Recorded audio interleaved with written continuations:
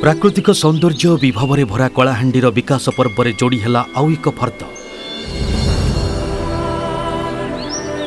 इंद्रावती बहुमुखी प्रकल्प को संपूर्ण करी आम प्रिय मुख्यमंत्री श्रीजुक्त नवीन पट्टनायक प्रतिश्रुति पूरण करने सह कलाहांडीवासी को देले नुआ वर्षर भेट।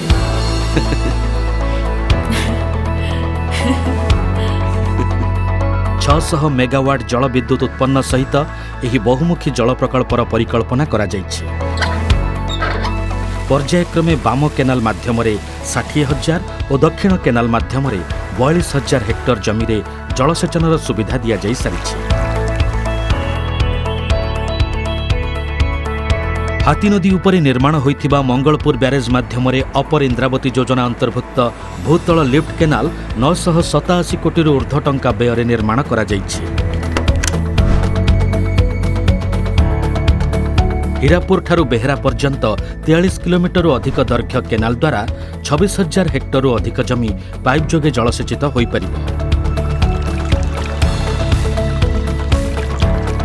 पूर्व परिकल्पित 1,28,000 हेक्टर अधिक जमी को जलसेचन सुविधा जोगाई देबार लक्ष्य पूरण हैला। एही लिफ्ट केनाल व्यवस्था द्वारा विभिन्न ब्लॉक चाषी को भूतल पाइपलाइन द्वारा जलसेचनर सुविधा मिलिबो। एहा द्वारा चाषीकूल और कलाहांडीवासी हेबे उपकृत।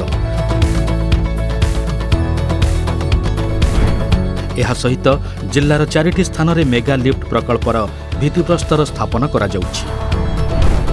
मदनपुर रामपुर ब्लॉक दत्ताठारे महानदी अववाहिका सांदुल नदी उपरे ब्यारेज निर्माणर घोषणा जिल्लावासी को जलसेचन और पानीय जल जोगाण में सहायक हेबो।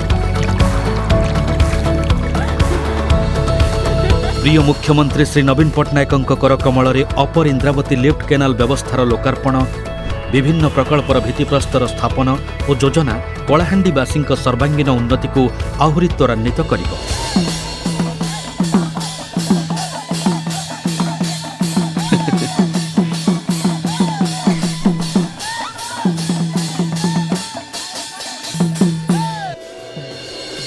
आज कलाहांडी कहे कथा दुनिया को दिए विकासर वार्ता।